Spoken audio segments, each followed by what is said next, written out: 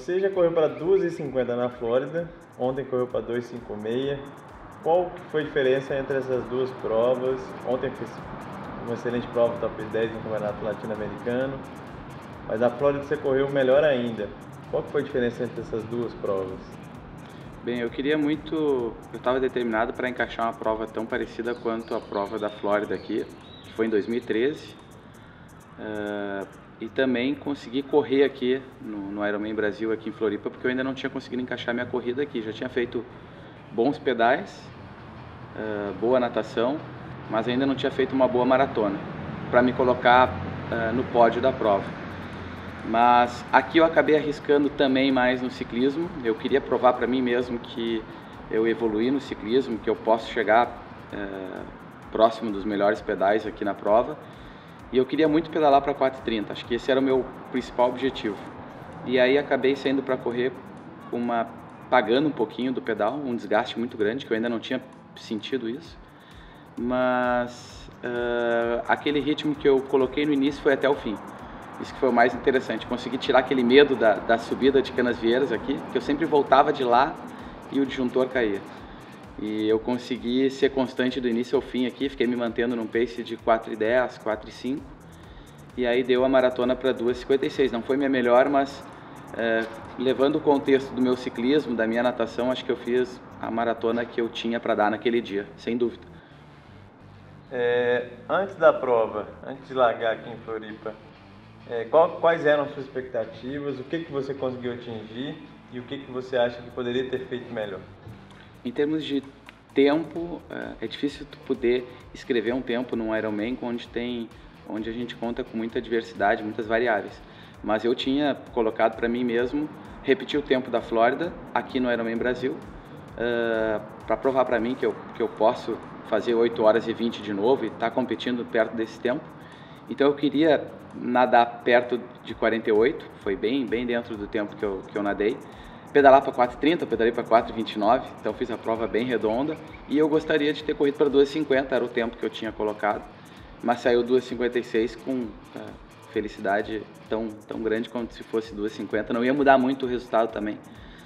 O objetivo era pegar pódio, era top 10, esse era o ponto principal que eu gostaria. Queria muito chegar entre os 7, porque o 7º me daria uma pontuação muito alta, para muito provável estar brigando por Kona. O 10º, a pontuação é boa, mas não é o suficiente, então eu vou acabar fazendo mais um Ironman, para também ter mais uma oportunidade. Mas estou feliz, se eu for para Kona ou não for para Kona.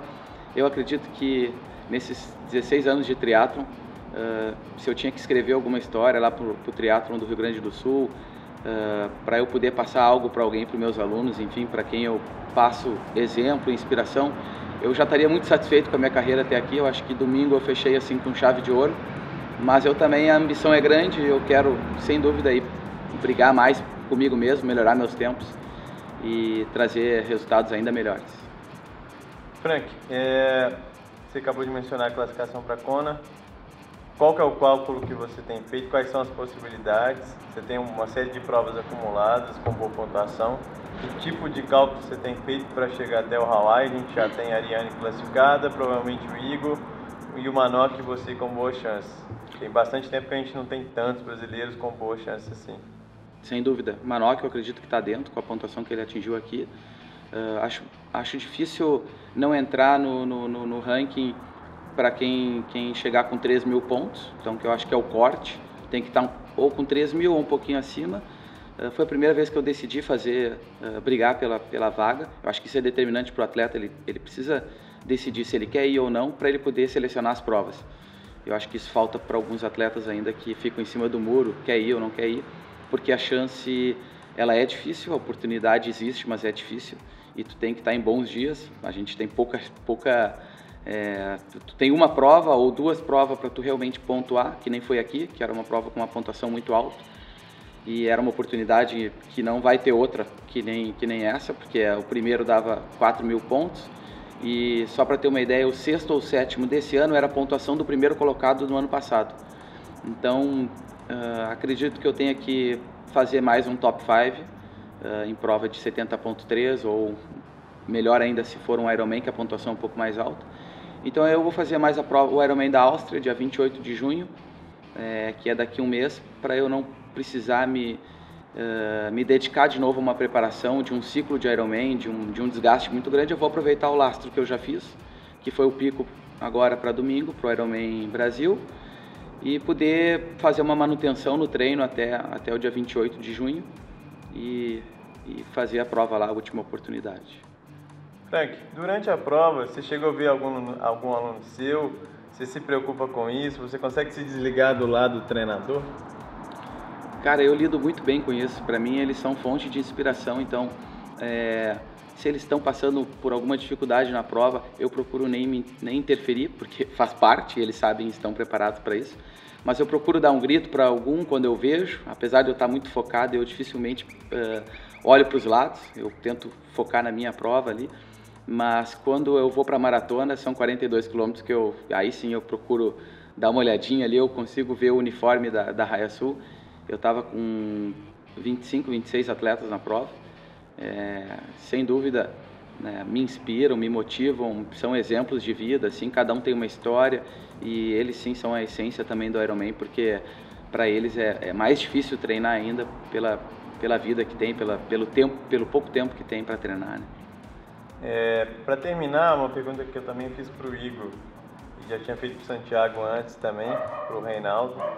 Como você vê o legado que essa geração, que agora está na longa distância, vocês todos já competiram em distância curta também, essa geração tem deixado para as próximas gerações? Como você vê esse legado para o triatlon brasileiro continuar crescendo como tem crescido nos últimos 5 anos? Cara, eu acho que é a geração, sem dúvida, em longa distância, acredito, mais forte que o Brasil já teve. E o legado é tão grande que a gente já vê algumas promessas já querendo migrar ou pelo menos direcionar, inclinar o treino para distâncias longas, o que também é interessante, porque logo que tu percebe que o atleta de alto rendimento não vai ser um atleta olímpico, ele já pode começar a dedicar o treino pensando no futuro em fazer um Ironman. Então a gente já vê atletas do Brasil com um grande potencial para estar assumindo a nova geração do triatlon e com certeza colocando a distância longa no patamar mais alto do cenário internacional. Espero poder estar contribuindo com isso. Eu migrei também da distância curta, mas sabia desde o primeiro momento que eu chegaria a fazer prova de Ironman, porque foi minha primeira inspiração pelo Roberto Lemos, que ele e meu treinador, o Wilson, também já praticavam Ironman, já participavam de provas longas. E eu me criei observando eles e ali já era uma fonte de inspiração. Mas acredito que eu fiz o caminho certo, que foi explorar minha velocidade e para eu poder, e hoje eu consigo acessar minha velocidade ainda, mas eu inclinei meu treino para Ironman, para distância longa, porque eu vi que eu tinha um potencial e mais chance de brigar pelas primeiras colocações.